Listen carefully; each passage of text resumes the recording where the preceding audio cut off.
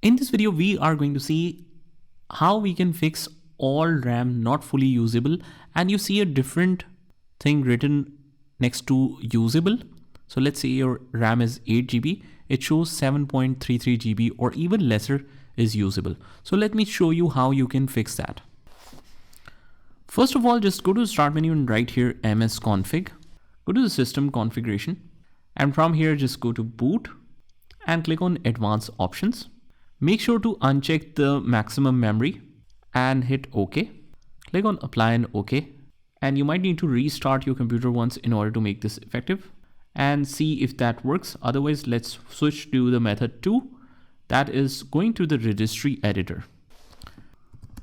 Go to run or press Windows plus R. Right here, reg edit, click OK, click yes, and just copy and paste the path that I will mention with the description of this video.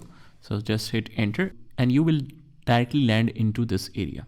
From here, just click on clear page file at shutdown, double click on it and change this from 0 to 1.